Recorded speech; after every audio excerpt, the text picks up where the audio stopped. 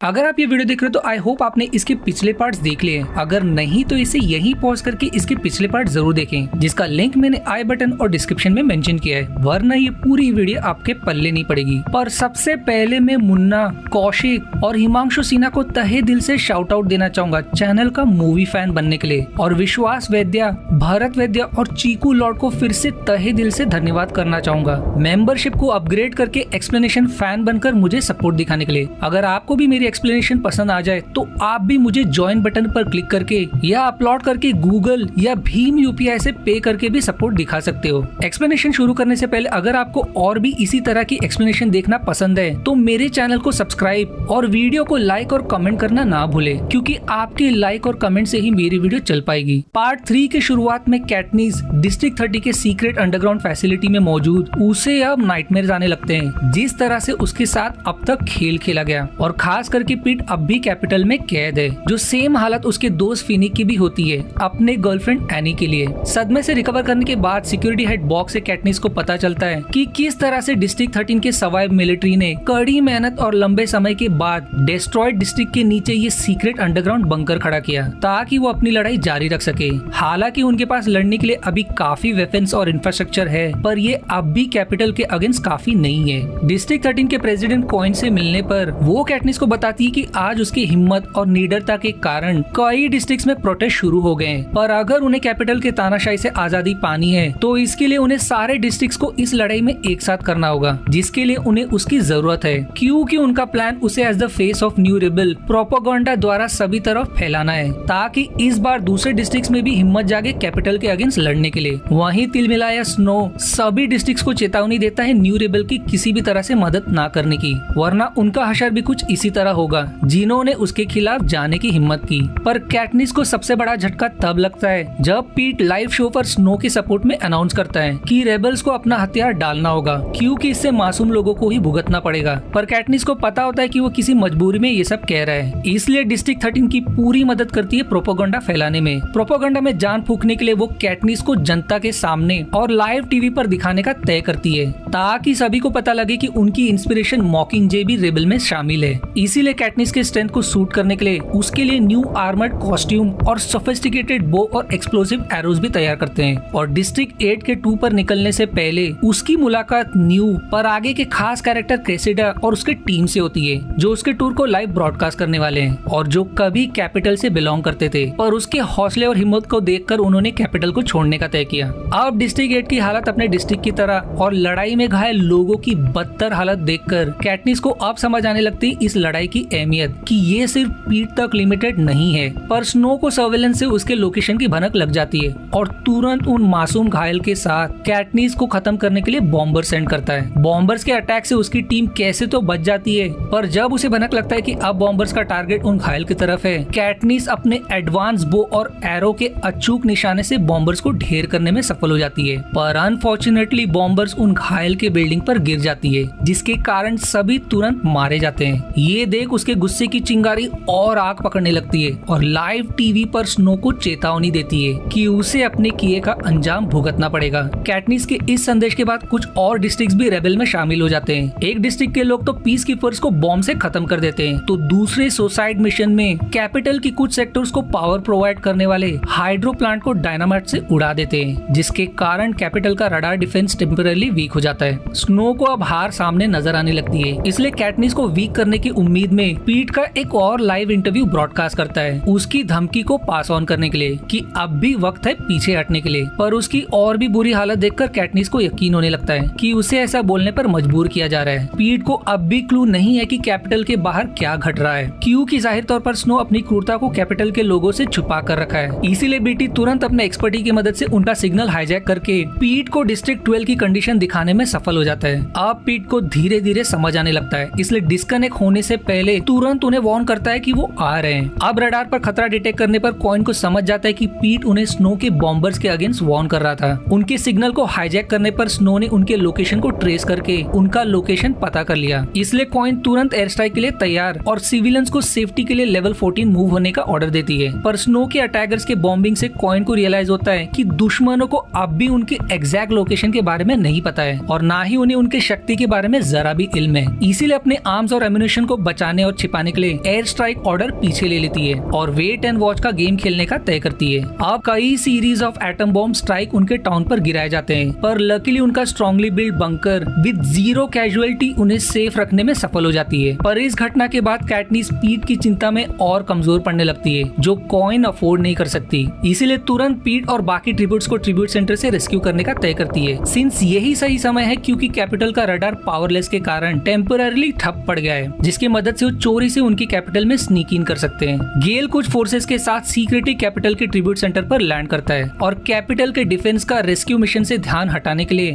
अपने propaganda speech से capital के सिग्नल को बॉम्बार्ड करते हैं। पर कॉइन ने स्नो को कम आंकने की गलती कर बैठी होती है, क्योंकि कॉइन को पहले ही भनक लग गया था उनकी चाल के बारे में और उनका पावर कब का रेस्टोर हो गया था। जब तक गेल और उसके साथी ट्रिब्यूट्स को रेस्क्यू कर पाते, सभी ट्रैप में धर लिए जाते और कॉइन का कनेक्शन उनसे पूरी तरह से टूट जाता है। कैटनिस अब और परेशान उसके कारण उसने गेल को भी खो दिया, पर टू हर सरप्राइज स्नो ने गेल और बाकी फोर्सेस और ट्रिब्यूट्स जोहाना, एनी और पीट को तुरंत रिहा कर दिया। पर आखिर क्यों? कैटनिस जब फाइनली मेंटली डिस्टर्ब पीट से मिलने पड़ती है, अचानक से पीट उस पर जानलेवा हमला करता है। इससे पहले कि ऐसा हो, बॉक्स को उसे नॉकआउट करना पड़ता है। होश में आने के बाद उसे पता चलता है कि आखिर क्यों स्नो ने उन्हें सही सलामत छोड़ दिया, क्योंकि उसने पीट को उसे मारने के लिए मेंटली हिप्नोटाइज किया था। स्नो अब तक उसे और बाकी ट्रिब्यूट्स को ब्रूटली टॉर्चर करके उनके मेमोरी को ट्रैकर जैकर वेनम से मैनिपुलेट कर रहे थे। ये वही वेनम है जिसे पार्ट 1 हंगर गेम्स के दौरान कैटनिस को हेलुसिनेशन होने लगा था, जब भागते समय उसे भी वैप्स बी ने डंक मार दिया था। और अब पीट की कंडीशन इतनी अनस्टेबल है कि वो कैटनिस को अब खतरा महसूस करता है। कैटनिस पीट की ये हालत देखकर और टूटने लगती है और पार्ट 3 यहीं एंड हो जाती है। पार्ट 4 की शुरुआत ठीक वहाँ से होती है जहाँ से पार्ट 3 खत्म हुई थी। कैटनिस को समझ आने लगता है कि पीट को अभी कुछ याद नहीं है, पर जब भी वो उसके पास आती है तभी वो स्नो के मट्स की तरह पेश आने लगता है। अब ये मट्स क्या है हमें आगे पता चलेगा। अब पीट की ये कंडीशन देखकर वो तुरंत स्नो से बदला लेने के लिए लड़ाई में उतरने का डिमांड करती है, पर कॉइन उसे समझाती है कि ये तब तक मुमकिन नहीं है जब तक कैपिटल का मोस्ट पावरफुल डिस्ट्रिक्ट 2 को कब्जे में ना ले लिया जाए। पर वो उसे डिस्ट्रिक्ट 2 को कब्जे में लेने के मिशन में ज्वाइन करने के लिए अलाउ करती है। अब मिशन के पहले सफर के दौरान कैटनिस को मालूम पड़ता है कि गेल और बीटी किसी सीरीज ऑफ बॉम्ब अटैक के बारे में प्लान कर रहे हैं, जिसमें कैपिटल की सिविलियंस की भी जान जा सकती है। कैटनिस को ये सुनकर हैरानी होती है कि वो मिशन को अचीव करने के लिए मासूम लोगों की भी जान ले सकता है, पर गेल पलट जवाब देता है कि वो उन्हीं लोगों की बात कर रही है जिनके लिए जानलेवा हंगर गेम्स एक एंटरटेनमेंट था और वैसे भी वॉर में कुछ पर्सनल नहीं होता। बेस पहुंचने पर डिस्ट्रिक्ट 8 की कमांडर पेलर से पता चलता है कि डिस्ट्रिक्ट 2 आधे से ज्यादा उनकी गिरफ्त में आ गया है, पर कैपिटल का सबसे पावरफुल डिफेंस नट जोन अब भी उनके कैप्चर से दूर है। नट दरअसल डिस्ट्रिक्ट 2 और कैपिटल की मिलिट्री फोर्स का हेडक्वार्टर है, जिस पर कैपिटल की आधे से ज्यादा ताकत निर्भर है, जो डीप अंडरग्राउंड माउंटेन्स में लोकेटेड है। इसीलिए इसे कब्जे में लेना इतना आसान नहीं होगा और ऑलरेडी उनका एक अटेम्प्ट फेल हो गया। तभी गेल सजेस्ट करता है कि कैप्चर करने के बजाय उन्हें उनके दुश्मन को बॉम्ब करके माउंटेन्स में जिंदा गाड़ देना चाहिए। ऑल्दो इसमें मासूम डिस्ट्रिक्ट 2 के सिविलियंस की जान चली जाएगी और उनके हाथ कैपिटल के वेपन्स और एम्युनिशन नहीं लगेंगे, पर कम से कम कैपिटल की ताकत ड्रास्टिकली कम हो जाएगी। पर कैटनिस के विरोध पर कॉइन न्यू प्लान डिवाइस करती है कि वो बीटी के स्पेशलाइज्ड सेस्मिक बॉम्ब से उनके अंडरग्राउंड रेलवे एग्जिट को छोड़कर सभी गेट के लोकेशन पर एवेलेंस ट्रिगर करके उन्हें कैद कर सकते हैं, ताकि अंत में उन्हें हार मानकर रेलवे के रास्ते से निकलना पड़े, जहां वो पहरा दिए उन्हें कैटनिस के प्रोपोगंडा की मदद से सरेंडर करने पर मजबूर कर सकते हैं। प्लान के मुताबिक कैटनिस टीम के साथ एग्जिट गेट पहुंचती है और सर्वाइवर्स को सरेंडर करने की विनती करती है, पर उनमें से एक कन्विंस नहीं होता और कैटनिस को वहीं शूट कर देता है। लकीली वो हल्के चोट के साथ बच जाती है, क्योंकि उसने हमेशा से बुलेट प्रूफ कॉस्ट्यूम पहना था। पर अब अपने सबसे जरूरी जोन को खोने के गुस्से में स्नो सबसे पहले कमांडर की जान ले लेता है, क्योंकि कमांडर ने डर के जोश में उनके सारे जरूरी पीस कीपर सोल्जर्स को नट्स में तैनात कर दिया था, जिसके कारण अब उनकी मिलिट्री माइट और भी कम हो गई है। स्नो अपने इविल माइंड से एक आखिरी पर खतरनाक चाल चलता है, कॉइन के सोल्जर्स को अपने ट्रैप में लूर करने के लिए अपने फोर्सेस और सिविलियंस को कैपिटल के आउटर जोन से पुल आउट करके। पर कमांडर पेलर को इंटेल से पता चल जाता है कि स्नो ने पूरे कैपिटल को 76 हंगर गेम्स में बदल दिया है, जहां हर तरफ कैपिटल की गेम मेकर्स ने डेडली और लीथल पॉड्स बिछा रखे हैं और पूरा जंग टीवी पर लाइव ब्रॉडकास्ट किया जाएगा, क्योंकि स्नो रिबल्स के मन में फिर से डर बैठाना चाहता है, ताकि अगली बार कोई विद्रोह करने का भूल कर भी सोचे नहीं। पर कमांडर पेलर बताती कि वो पीछे नहीं हटेंगे, क्योंकि आज फाइनली सभी डिस्ट्रिक्ट्स उनके साथ है इस लड़ाई में। कैटनिस को भी फाइनल जंग में भाग लेना होता है, क्योंकि वो अपने अपने हाथों स्नो की जान लेना चाहती है, पर दोनों अलाउ नहीं करते क्योंकि उसकी चोट अब भी गहरी होती है। पर जिद्दी कैटनिस नहीं मानती और बिना परमिशन के लड़ाई में भाग लेने के लिए बेस स्टेशन पहुंच जाती है। यहाँ दोनों को पता चलने पर अब मूवी में एक नया ट्विस्ट आता है। प्लूटार्च किसी कारण से एक्सप्रेस करता है कि उसका प्लान सफल रहा, जो उसने खुद एक गेम मेकर होने के बावजूद सोच ना सका। कॉइन भी रिस्पॉन्ड करती है कि आज जो भी कैटनिस कर रही है वो सब उनके प्लान के कारण है। पर आखिर ये दोनों किस प्लान के बारे में बात कर रहे हैं, ये हमें मूवी के एंड में पता चलेगा।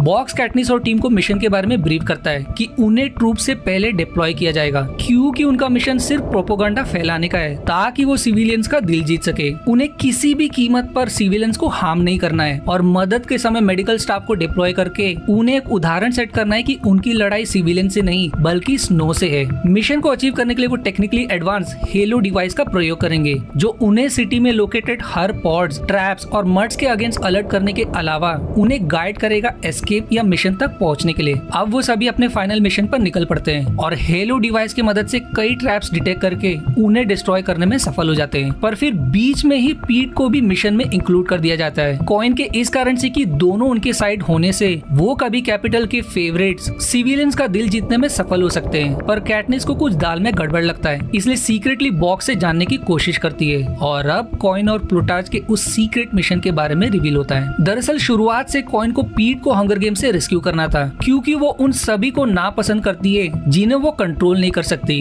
और कैटनिस बेस्ट एग्जांपल है। इसीलिए वो उसे मारने के पीछे है, क्योंकि वॉर के बाद जब फ्री इलेक्शन होगा तब लोग जाहिर तौर पर अपना न्यू लीडर मॉकिंगजे यानी कि कैटनिस को चुनेंगे। अब हमें समझ आता है कि डिस्ट्रिक्ट 2 पर वो हमला भी उसी का रचा था, जो फेल होने के बावजूद वो उसे फाइनल मिशन में गुस्से के आग में ज्वाइन करने के लिए फंसाने में सफल रहे। उसे इस मिशन में भी अलाउ करने का कारण एक्चुअली ये है कि कॉइन इस उम्मीद में है कि या तो वो अनकंट्रोल पीट के हाथों या दुश्मनों के हाथों मारी जाएगी। हालांकि बॉक्स और उसकी टीम इसके खिलाफ है और वो ऐसा होने नहीं देंगे। अब पूरे दिन के थकावट के बाद वो एक रात सेफ जगह गुजारने का तय करते हैं और कैटनिस को रियलाइज होता है कि पीट अब धीरे धीरे नॉर्मल स्टेट में लौटता जा रहा है, जो गुस्से में अपनी दिल की एक बात शेयर कर जाता है कि कैटनिस उसे अब तक कैसे एलाई मानती रही, कभी एक्सेप्ट नहीं किया कि वो भी उसे चाहती है। अगली सुबह आगे बढ़ने पर वो कुछ और ट्रैप्स डिटेक्ट करके उन्हें डिस्ट्रॉय करने में सफल हो जाते हैं। पर आगे कोर्टयार्ड लाइक लोकेशन पर पहुंचने पर बॉक्स गलती से लैंडमाइन पर पैर दे देता है और एक्सप्लोजन से उसकी जान वहीं निकल जाती है। इतना कम नहीं कि उनकी एक और साथी दूसरे माइन पर पैर दे देती है और देखते ही देखते पूरा कोर्टयार्ड सील हो जाता है और कोई डेडली कीचड़ उन्हें डुबोने की कोशिश करता है। वहीं भागते वक्त पीट का नेगेटिव पर्सनैलिटी फिर से ट्रिगर हो जाता है और कैटनिस को मारने की कोशिश करता है। पर सोल्जर मिचेल के कैटनिस को बचाने के पीछे पगलाया पीट उसे उस डेडली कीचड़ में धकल देता है, जिससे निकलते कोई डेडली स्पाइक्स उसके चीथड़े कर देती है। सभी कैसे तो पीट को कंट्रोल में करके ऊंचाई पर पनाह ले लेते हैं और लकीली उस कीचड़ का भी फैलना सही मौके पर थम जाता है।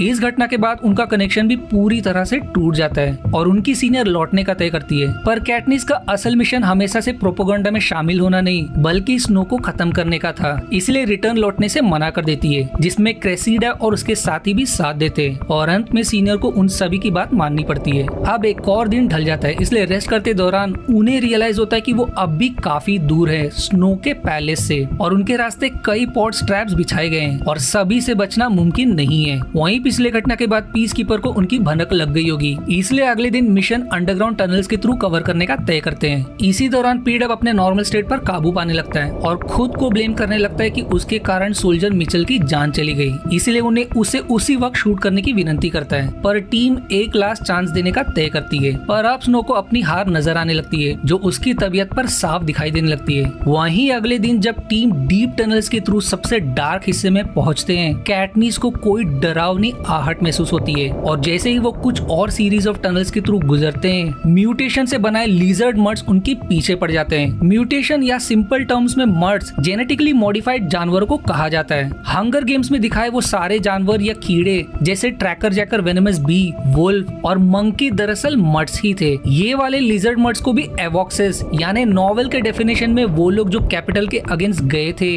उन्हें एज पनिशमेंट उन पर म्यूटेशन रिसर्च किया गया बायोलॉजिकल वेपन्स तैयार करने के लिए। मर्ड्स बहुत ही तेज और जटिल, उनसे बचे रहने में टीम के पसीने छूटने लगते, कई बार उनकी जान जाते जाते बचती है अगर सही समय पर फिनिक ने अपने स्पीड और एजिलिटी की मदद से उन्हें बचाया नहीं होता। लंबे फाइट्स के बाद उन्हें कैसे तो एक एस्केप रास्ता नजर आता है और सारे निकलने में सफल हो जाते हैं थैंक्स टू फिनिक, जो अब भी उन्हें उन्हें सेफ रखने के पीछे हेरोइकली लड़ रहा होता है, पर जब तक फिनिक को मौका मिले भागने का वो आउटनंबर्ड हो जाता है और उसके हाथ से हथियार भी छूट जाता है और वो ब्रूटली लिजर्ड्स के कैद में फंस जाता है। कैटनिस उसे तड़पता नहीं देख सकती, इसलिए दिल पर पत्थर रखकर एक बॉम्ब ड्रॉप करके सभी को खत्म कर देती है। पर उनके पास अभी मातम मनाने का समय नहीं होता, क्योंकि अब उन्हें नोकीले कटिंग ब्लेड्स का सामना करना पड़ता है। पर बड़ी मुश्किल के बाद इससे भी बचने में सफल हो जाते हैं, पर इसके पीछे कई सोल्जर्स और फिनिक को भी खो देते हैं। अब उनके पास हेलो डिवाइस गाइड करने के लिए नहीं होता, क्योंकि पिछले घटना में उन्होंने खो दिया। इसलिए क्रेसिडा उसके करीबी दोस्त टाइग्रेस के यहाँ पनाह लेने का तय करती है, जो उन्हें अगले सुबह तक बेसमेंट में छिपा कर रखती है। पर एक्सप्लोजन की आवाज से उन्हें भनक लग जाती है कि अब रेबल्स भी अपनी सेना के साथ कैपिटल में घुस गए हैं, जिसका असर स्नो पर साफ दिखाई देने लगता है, क्योंकि वो तुरंत सिटीजन्स के लिए मैंडेटरी इवैक्यूएशन अनाउंस करता है। अब अगली सुबह सभी टाइग्रेस के दिए आउटफिट की मदद से पीस कीपर फोर्सेस और पब्लिक की नजर से बचते हुए पैलेस की तरफ बढ़ते हैं। पर जब तक वो नजदीक भी पहुंचे,